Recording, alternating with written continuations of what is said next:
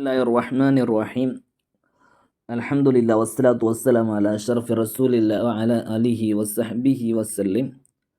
ഇന്ന് നമ്മൾ ചർച്ച ചെയ്യപ്പെടുന്നത് ബഷാർ ഇബ്നു ബുർദ്, അബ്ബാസി കവികളാണ് നമ്മൾ ചർച്ച ചെയ്യപ്പെടുന്നത്. അബ്ബാസി കവികളെക്കുറിച്ച് ചർച്ച ചെയ്യപ്പെടുമ്പോൾ ആദ്യം തന്നെ നമ്മൾ മനസ്സിലാവേണ്ടത് അവരുടെ രാഷ്ട്രീയ ചുറ്റുപാട്. ഇതുവരെ ഉമവിയാക്കളായിരുന്നു ഭരിച്ചിരുന്നത്. ഉമവിയാക്കൾ എന്ന് പറഞ്ഞാൽ ഒറിജിനൽ അറബികളാണ്. പക്ഷേ അബ്ബാസികളെ സംബന്ധിച്ചിടത്തോളം അവർ പേർഷ്യൻ സംസ്കാരമുള്ളവരാണ്. ഒരു അറബി കവികളായിട്ട് അബ്ബാസികളെ എണ്ണുന്നില്ല എന്ന് ആമുഖമായി മനസ്സിലാക്കണം. ഇവിടെയൊക്കെ അസിൽ നോക്കുമ്പോൾ പേർഷ്യനായിട്ട് നമുക്ക് കാണാൻ പറ്റും. ഒന്ന്, ഇവർക്ക് അതുകൊണ്ട് ഇവർ അധിക ആൾക്കാരുടെ ഉപ്പ ആരായിരിക്കും? അറബികളായിരിക്കും. ഉമ്മ ചിലപ്പോൾ അനറബി ആയിരിക്കും. അതുകൊണ്ടാണ് ഷായറുൽ മുവല്ലിദീൻ എന്ന് ഇവരൊക്കെ നമ്മൾ വിളിക്കാറുള്ളത്. മുഹല്ലറമി എന്ന് പറയാറുള്ളത് അല്ലേ, മുവല്ലറമി ദൗലത്തൈനി എന്ന് പറയാറുണ്ട്. മുഹല്ലറമി ദൗലത്തൈനി എന്ന് പറഞ്ഞാൽ അബ്ബാസി ഉമവി കാലഘട്ടത്തിൽ എത്തിച്ചവർക്കാണ് എന്ത് പറയാ, അബ്ബാസി ഉമവി കാലഘട്ടം എത്തിച്ചവർക്കാണ് മുഹല്ലറമി ദൗലത്തൈനി എന്ന് പറയുന്നത്. ഇസ്ലാമും ജാഹിലിയും എത്തിച്ചവർക്കാണ് മുഹല്ലറമി കവിതകൾ എന്ന് പറയുന്നത്. അപ്പോൾ ബഷാറിനെ സംബന്ധിച്ചിടത്തോളം അദ്ദേഹം ഒരു ബസ്രയിലാണ് ജനിച്ചത്. ബഷാർ ബിൻ ബുർദിൽ യർജൂഹ് അൽ ഉഖൈലി എന്നാണ് അദ്ദേഹത്തിൻ്റെ പേര്. ബസ്രയിൽ 96 ജനിച്ചു, ഹിജ്റ വർഷം. ബസ്രയിലാണ് വളർന്നത്. പിന്നീട് അദ്ദേഹം ബഗ്ദാദിലേക്ക് പോകുന്നുണ്ട്. അബു മുആദാണ് ഓമനപ്പേര്. അദ്ദേഹത്തിൻ്റെ സ്ഥാനപ്പേര് ഷുഅറാഉൽ മുവല്ലിദീൻ, ഇമാമു ഷുഅറാഉൽ മുവല്ലിദീൻ. മുവല്ലിദീൻ എന്ന് പറഞ്ഞാൽ ഇപ്പോൾ നമ്മൾ പറഞ്ഞു ഉപ്പ അറബിയും ഉമ്മ അനറബികളും. ഉപ്പ ഉമ്മ ഇതിലൊരാൾ അറബി ആയിരിക്കും, മറ്റേ ആൾ അനറബികളായിരിക്കും. ഇങ്ങനെയുള്ള കവികളുടെ നേതാവാണ് ബഷാർ. ഉമവിയ കാലഘട്ടത്തിൽ നേരത്തെ പറഞ്ഞു സൂചിപ്പിച്ചതുപോലെ 2 കാലഘട്ടത്തിൽ എത്തിച്ചവർക്ക് മുഹല്ലറമി ദൗലത്തൈനി എന്നാണ് പറയുക എന്ന് ഓർമ്മ വേണം. ലഖബ് മുറഇസ്, അദ്ദേഹത്തിൻ്റെ സ്ഥാനപ്പേര് മുറഇസ് എന്നാണ്. അഷായറുൽ ആമ ഫാരിസി, ഉണ്ടോ, പേർഷ്യൻ സംസ്കാരമാണ്, കണ്ണ് കാണാത്ത ഫാരിസിയാണ് ഇദ്ദേഹം. തൊഹ്റസ്ഥാൻ ഉണ്ടോ, അസില് മിൻ മുവല്ലിദീൻ, അതായത് അദ്ദേഹത്തിൻ്റെ അസില് പേർഷ്യനാണ്. ഇവർ അബ്ബാസി കവികളെ സംബന്ധിച്ച് ഒരു പേർഷ്യൻ സ്വഭാവം ഇവർക്ക് കാണും. ഒരു പേർഷ്യക്കാരാണ്,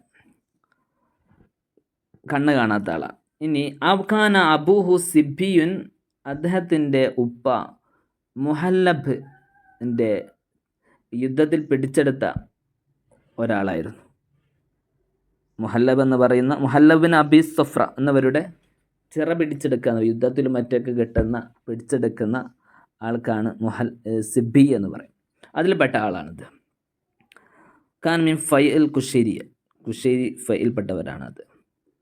അഅ്തഖതുഹു, അദ്ദേഹത്തെ മോചിപ്പിച്ചു. ഇംറഅത്തുൻ, ഒരു പെണ്ണ് അദ്ദേഹത്തെ മോചിപ്പിച്ചു. മിൻ ബനി ഉഖൈല, ബനി ഉഖൈലിൽപ്പെട്ട ഒരു പെണ്ണാണ് അദ്ദേഹത്തെ മോചിപ്പിച്ചത്. വനുസിബയിലെ, പിന്നീട് അതിലേക്ക് ചേർത്തിയിട്ടാണ് പറയാറുള്ളത്. കാനലഹു ഇഖ്വാനി, അദ്ദേഹത്തിൻ്റെ 2 സഹോദരന്മാരുണ്ട്, ബിഷ്ർ, ബഷീർ. മൊക്കാന കസാബീൻ, അദ്ദേഹം മാംസ കച്ചവടക്കാരായിരുന്നു. ഷായർ മുഹല്ലറമാണ് ഇവർ. ഉമവി അബ്ബാസി കാലഘട്ടത്തിലെ കവിയാണ്. ഷായറുൽ മത്ബൂ, പ്രകൃതിയാലുള്ള ഒരു കവിയാണ്. ഉമ്മുഹു ഹൈർ ഉഖൈലിയ, അഅ്തഖുഹു ഫി ആഹിദി അയ്യാമി, അവൾ അവസാന സമയത്ത് മോചിപ്പിച്ചു. അബൂ നവാസിൻ്റെ കാലഘട്ടക്കാരാണ്. ഇത്തസലഫിൽ ബസറയിൽ അദ്ദേഹം വാസിൽ ബിൻ അത്തായിനുമായിട്ട് ബന്ധം സ്ഥാപിച്ചു. എന്നിട്ട് ഇടയ്ക്ക് ഹജാഅഹു ഷാഇർ ബിലിസ, തൻ്റെ നാവ് കൊണ്ട് ശക്തമായി ആക്ഷേപിക്കുകയും ചെയ്തു. പിന്നീട് ഇദ്ദേഹം ഖാലിദുൽ ബർമക്കി എന്നവരുമായി ബന്ധം സ്ഥാപിച്ചു. അദ്ദേഹത്തിൽ നിന്ന് ഒരുപാട് സമ്മാനങ്ങൾ കിട്ടുകയും ചെയ്തു. പിന്നെ അവർക്ക് ശേഷം വന്ന അടുത്ത ഭരണാധികാരിയായിരുന്നു മഹ്ദി. അങ്ങനെ മഹ്ദി രാജാവിനോട് ബന്ധം സ്ഥാപിച്ചു. അദ്ദേഹത്തിൻ്റെ അടുക്കൽ വലിയ സ്ഥാനം ബഷാറിനുണ്ട്. പക്ഷേ ഇത്തുഹിമ ബി അഖീദത്തുൽ ഇൽഹാദ് വ സിന്ദഖ. ഇദ്ദേഹം ഒരു ആരോപണം, ഒരു കപടൻ എന്നൊരു സിന്ദഖ എന്നുള്ള ഒരു ആരോപണം ഇയാൾക്ക് കിട്ടി. ഇയാൾ ഈ ബഷാർ സ്ത്രീകളെ വല്ലാതെ ആക്ഷേപിക്കുന്ന ആളായിരുന്നു. ബഷാറിനോട് മഹദി പറഞ്ഞു സ്ത്രീകളെ ആക്ഷേപിക്കുന്നത് നിർത്തണം. അപ്പോൾ ബഷാർ മഹദിയെ ആക്ഷേപിച്ചു. ഇദ്ദേഹം അറബി പഠിച്ചത് ബാദിയത്തിൽ നിന്നാണ്, ഗ്രാമീണരിൽ നിന്നാണ്. വൽ അദബ് വസഖാഫ, സാഹിത്യവും ഇതൊക്കെ പഠിച്ചത് ബസ്രയിൽ നിന്നാണ്. അപ്പോൾ യഹ്തജ്ജൻ നുഹാത്തു, അബ്ബാസി കാലഘട്ടത്തിലാണ് നഹ്വ് എന്ന് പരിപോഷിക്കപ്പെടുന്നത് അല്ലേ. ബസറക്കാർ, കൂഫക്കാർ എന്നൊക്കെ നമ്മൾ കേട്ടിട്ടുണ്ടാവും. നഹ്വിൻ്റെ പ്രധാനപ്പെട്ട രണ്ട് കേന്ദ്രങ്ങളാണ്. അപ്പം നഹ്വിൽ ഇവരൊക്കെ തെളിവ് പിടിക്കുന്നത് ബഷാറിൻ്റെ കവിതകളെയാണ്. ഖാൻ യസൂർ ജരീറിനെയും ഫറസ്ദക്കിനെയും ചെറുപ്പം മുതൽ സന്ദർശിക്കാറുണ്ട്. 10-ാം വയസ്സിൽ അദ്ദേഹം കവിത പാടിയിട്ടുണ്ടെന്ന് അബു ഉബൈദ റിവായത്ത് ചെയ്യപ്പെടുന്നു. ബഷാർ ജരീറിനെ ഹജാജ് ചെയ്തു. മാ റദ്ദ അലി, പക്ഷേ ജരീർ ഒരക്ഷരം മറുപടി പറഞ്ഞില്ല. എല്ലാം വ്യക്തിരിച്ച് അദ്ദേഹം ഒരു മൈൻഡും ചെയ്തിട്ടില്ല. ബഷാർ പറയുന്നില്ല ഹജാനി ലക്കുൻ ദഷറുന്നാസ്, ജരീർ എന്നെങ്ങാനും ആക്ഷേപിക്കുകയാണെങ്കിൽ ഞാൻ ഏറ്റവും അറിയപ്പെട്ട കവിയായി മാറുമായിരുന്നു. അവലുമൻ ജമഅ ഷിറഹു, ആദ്യമായിട്ട് കവിത ഒരുമിച്ച് കൂട്ടി. ബൈനൽ ജസാലത്തിൽ ബദ്വി ബറക്കത്തുൽ ഹദർ, ഗ്രാമീണതയും നാഗരികതയ്ക്കിടയിൽ ആദ്യമായിട്ട് കവിതയെ കോർത്തിണക്കിയത് ഇദ്ദേഹമാണ്. ഇദ്ദേഹത്തിൻ്റെ കവിത ഹദ്ദുൽ ഔസത്ത്, ഹദ്ദൗസത്ത് എന്ന് പറഞ്ഞാൽ ഒരു മീഡിയം ലെവലുള്ളതാണ് അല്ലേ. ഹദ്ദൗസത്ത് മന്ദിക്കളൊക്കെ പഠിക്കാനുണ്ട്, ഹദ്ദൗസത്ത് അല്ലേ, മീഡിയം. രണ്ടിലും നമ്മളെ നെറ്റിൽ പഠിക്കാനുണ്ട് അല്ലേ. സബ്ജക്റ്റിൽ ഒരു രണ്ട് വാക്കുകൾ ഒരുപോലെ വന്നിട്ട് രണ്ട് ഇത് പറയും. എല്ലാ മനുഷ്യരും ജീവികളാണ്, എല്ലാ ജീവികളും മനുഷ്യർ, അങ്ങനെ പറയുന്ന വാക്കിൽ ആവർത്തിച്ച് വരുന്ന വാക്കുണ്ടാവുമല്ലോ. ഒരു വാദത്തിൽ 2 പ്രിമൈസുകളിൽ ആവർത്തിച്ച് വരുന്ന വാക്കിനാണ് എന്ത് പറയാം, ഹദ്ദൗസത്ത് എന്ന് നമ്മൾ മന്ദിക്കൽ പറയാം. അപ്പോൾ ഇവിടെ ഉദ്ദേശം എന്താണ്, ഒരു മീഡിയം ലെവലാണ് ഹദ്ദൗസത്ത്. ബൈന ഷീറിൽ ഖദീമി വൽ ഹദീസ്, ആധുനിക കവിതയുടെയും പഴയ കവിതയുടെയും ഇടയിൽ ഒരു ഹദ്ദൗസത്ത്, ഒരു മീഡിയം ലെവലിലാണ് ഇവിടെ ഹദ്ദൗസത്ത് ഉള്ളത്. വഹുഫിൽ മുവല്ലിദീന, മുവല്ലിദീങ്ങൾക്കിടയിൽ, മുവല്ലിദീൻ എന്ന് പറഞ്ഞ നേരത്തെ നമ്മൾ പറഞ്ഞു, അവർക്കിടയിൽ കൽ ഇമ്രുൽ കൈസിനെ പോലെയാണ്. ഏത് കാലത്തിലുള്ള ജാഹിലിയ കാലഘട്ടത്തിൽ ഇമ്രുൽ കൈസിന് ഏത് സ്ഥാനമാണോ ഉള്ളത് ആ ഒരു സ്ഥാനമാണ് ബഷാറിനിക്കുള്ളത്. അതുപോലെ ബാറൂദിയെ പോലെയാണ് ഫിൽ മുഹദ്ദിസിൻ, ആധുനിക കാലഘട്ടത്തിൽ ബാറൂദിക്ക് ഏത് സ്ഥാനമാണോ ഉള്ളത് അതുപോലെയാണ് ഇദ്ദേഹം. ഷബ്ബഹുൽ അസ്മൈ ഇദ്ദേഹത്തെ സാദൃശ്യപ്പെടുത്തിയത് ആയിഷയോടും നാബിഅയോടുമാണ്. കാരണം അവരുടെ കവിതയിൽ ഒരു തെറ്റുകളൊന്നും വരാറില്ല. പിന്നെ ഇത്രയാണ് വളരെ പ്രധാനപ്പെട്ട പോയിന്റുകൾ. ഇനിയുള്ളത്, ഇദ്ദേഹം ഒരു കവിത പാടുകയാണെങ്കിൽ അഹോ എത്തഫലു യമീൻ വഷിമാൽ, ഇടത്തോട്ട് വലത്തോട്ട് ഒന്ന് തുപ്പും. എന്ന് വയസ്വി കുബിയതി അല്ലുഹറ, എന്നിട്ട് കൈകൾ പരസ്പരം അടിക്കും. എന്നിട്ടാണ് കവിത തുടങ്ങുക. അതൊരു പോയിൻ്റാണ്, നോക്കി വെക്കുക കേട്ടോ. ലഹു ആദത്ത് ലദൈഹി ആദത്തുൻ ഇൻ ദ ഖൗലി ഷീർ പാടുന്ന സമയത്ത് അദ്ദേഹത്തിന് ഒരു പതിവുണ്ട്. വലത്തോട്ടും ഇടത്തോട്ടൊന്ന് തുപ്പും, എന്നിട്ട് കൈകൾ അടിക്കും, എന്നിട്ടാണ് കവിത തുടങ്ങാറുള്ളത്. കാന കബീഹുൽ മന്ദരി തൊവീലൻ, ഒരു വൃത്തികെട്ട, ഒരു കാണാൻ മോശപ്പെട്ട ഒരു രൂപമായിരുന്നു അദ്ദേഹത്തിൻ്റെത്. വല്ലാഹമൻ ഫി ബുനിയത്തിൽ ജസദിയ വഹിർക്കത്തിൽ കബിരിയ, അദ്ദേഹത്തിൻ്റെ സൃഷ്ടിപ്പ് തന്നെ ഒരു തടിച്ചിട്ട് ഒരു മോശപ്പെട്ട ഒരു സ്വഭാവമായിരുന്നു. അദ്ദേഹത്തിൻ്റെ നാവും അതിശക്തമായി ജനങ്ങളെ മുറിക്കുന്ന വിഷമൂട്ടപ്പെട്ട നാവായിരുന്നു. ലഹു ഷീറുൻ ഒസൽ കവിതകൾ അദ്ദേഹത്തിന് കൊണ്ട്. മഹദി ഒസൽ കവിത കേട്ടിട്ട് നേരത്തെ ഞാൻ പറഞ്ഞതുപോലെ അദ്ദേഹത്തിൻ്റെ ശൃംഗാര കവിതകളുടെ ബുദ്ധിമുട്ട് കൊണ്ട് അദ്ദേഹത്തെ ജയിലിലിട്ടു. അദ്ദേഹത്തിൻ്റെ മകൻ മുഹമ്മദ് അദ്ദേഹത്തെ പറ്റിയിട്ട് റസാ പാടിയിട്ടുണ്ട്, വിലാപകാവ്യം പാടിയിട്ടുണ്ട്. ഉമർ ബിൻ അബ്ദുൽ അസീദിനെ മദ്ഹ് ചെയ്തിട്ടുണ്ട്. അദ്ദേഹത്തിൻ്റെ അക്സറു ഷിഇരി ഫിൽ ഫഹ്രി വൽ ഹജാഇ വൽ ലഹ്വി വൽ മജൂൻ, ഹജായിലും വിനോദത്തിലും ഫഹ്റിലൊക്കെയാണ് അധിക കവിതകളും ഉള്ളത്. ഖാല മാലിക് ബിൻ ദീനാർ പറയുന്നു, മാ ഷൈഉൻ ഇദ്ദഅ ലി അഹ്ലി ഹാദിഹിൽ മദീന ഇലൽ ഫിസ്ഖ് അദ്അ ഇലി അഹ്ലി ഹാദിഹിൽ മദീന, ഈ പട്ടണത്തിൽ ഫിസ്കിലേക്ക്, തമ്മാടിത്തരത്തിലേക്ക് ക്ഷണിക്കുന്ന ഒരു വസ്തുവുമില്ല. മിൻ അഷ്ആരി ഹാദൽ അമൽ മുലഹിദ്, ഈ കണ്ണ് കാണാത്ത അന്ധനായ മുലഹിദായ ഒരു മതത്തിലും വിശ്വാസമില്ലാത്ത മുലഹിദായ കണ്ണ് കാണാത്ത ഇദ്ദേഹത്തിൻ്റെ കവിതയേക്കാൾ മറ്റൊന്നുമില്ല. അത്രത്തോളം തമ്മാടിത്തരത്തിലേക്ക് ക്ഷണിക്കുന്ന കവിതകളാണ്. കാന ബഷാർ അക്മഹു, വളരെ സമ്പൂർണമായ അന്ധനായിട്ടാണ് ജനിക്കുന്നത്. ഒമാ നളറ ഇല ദുനിയ ഖത്തുൻ, അദ്ദേഹം ദുനിയാവ് തീരെ കണ്ടിട്ടില്ല. അടുത്ത പോയിന്റ് നമ്മൾ പറഞ്ഞു, ദഹമുൽ ജിസ്സത്ത് അദ്ദേഹത്തിൻ്റെ ശരീരപ്രകൃതിയാണ്. പിന്നെ നല്ല മുത്തവക്കിദു സക്ക, നല്ല ഓർമ്മശക്തിയുള്ള ആളാണ്, നല്ല മറുപടി പറയുന്ന ആളാണ്.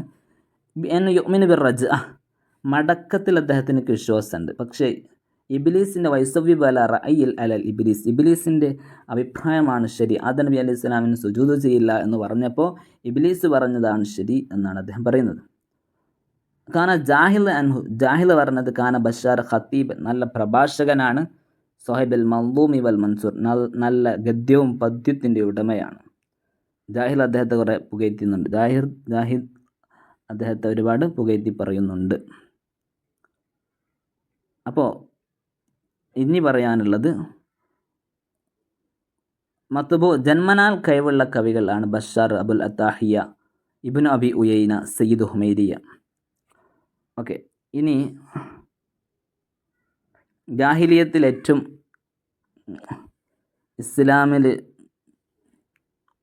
ഏറ്റവും നല്ല ജനങ്ങളെ കൂട്ടത്തിൽ ഏറ്റവും നല്ല കവിത പാടുന്നത്, ഈ കാലഘട്ടത്തിൽ ഏറ്റവും നല്ല കവിതകൾ 3 ആൾക്കാരായിട്ടാണ് എണ്ണുന്നത്. ഒന്ന് ബഷാർ, അബുൽ അത്താഹിയ, സയ്യിദ് ഹുമൈരിയ.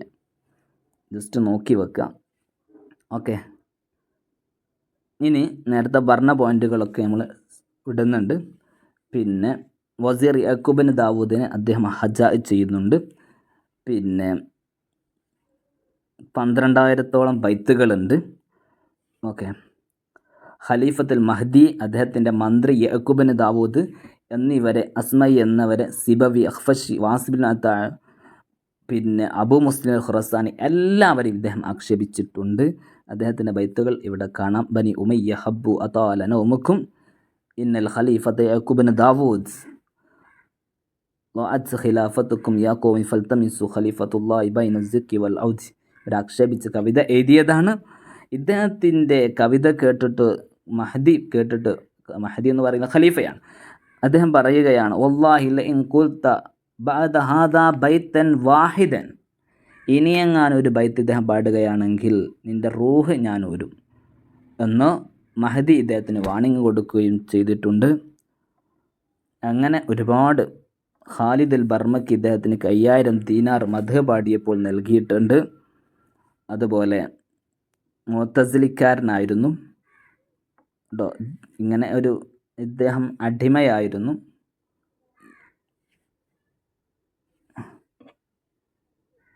പിന്നെ വാസിൽ ബിൻ ഹത്തായിനെ ഹജാ ചെയ്തതിനു ശേഷം ബസ്രയിൽ നിന്ന് ഇദ്ദേഹം പുറപ്പെട്ടു. പിന്നീട് സുലൈമാൻ ബിൻ ഹിഷാബിൻ അബ്ദുൽ മലിക് എന്നിവരെ ആക്ഷേപിച്ചു. ഇവരിലേക്ക് പോവുകയും അവരുടെ വഫാത്തിന് ശേഷം, വാസിൽ ബിൻ ഹത്തായിൻ്റെ വഫാത്തിന് ശേഷം വീണ്ടും ബസ്രയിലേക്ക് വരികയാണ് ഉണ്ടായത്. അബൂ ജാഫർ അൽ മൻസൂറിനെ ഹജാ ചെയ്തിട്ടുണ്ട്. അദ്ദേഹം ഒരു ഫാരിസിയാണ്, നേരത്തെ പറഞ്ഞു. പിന്നെ ഇന്ന നിസാ യക്തരിസ്ന ഫി മജ്ലിസി, സ്ത്രീകൾ അദ്ദേഹത്തിൻ്റെ മജ്ലിസിൽ ധാരാളം ഉണ്ടാകുമായിരുന്നു. കാന കാദിബൻ ഫി മദ്ഹിൽ, അദ്ദേഹം കളവ് പറയും. കാന ഹരീറൻ, അത് സ്വതന്ത്രനായിരുന്നു എന്ന് ഉമർ ഫറൂഖ് പറഞ്ഞിട്ടുണ്ട്. അവ്വലു മൻ ഹാവല ഇൻസാലു ശരി ഫി ഖഫസി ദഹബി ഇല ഹയാത്തി അഹ്മദ് ഷുഅബ്. പിന്നെ കവിതയുടെ എല്ലാ ഭാഗങ്ങളിലെയും ടച്ച് ചെയ്ത് കവിത എഴുതിയാണെന്ന് റാഫി എന്നവർ പറഞ്ഞിട്ടുണ്ട്. ഇങ്ങനെ ഖലീഫ മഹദിയെ അദ്ദേഹം ഹജാ ചെയ്തപ്പോൾ അദ്ദേഹത്തെ ചാട്ടവാറ് കൊണ്ട് അടിക്കാൻ പറഞ്ഞു.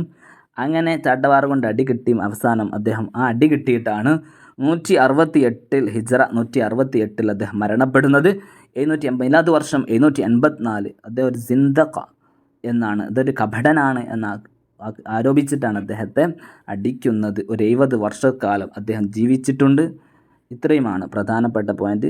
ജസ്റ്റ് ബാക്കിയുള്ളതൊക്കെ നിങ്ങൾ ജസ്റ്റ് ഒന്ന് വായിച്ചു നോക്കുക. പിന്നെ ഉള്ള പോയിന്റുകളൊക്കെ നമ്മൾ വായിച്ചിട്ടുണ്ട്. ഓക്കെ.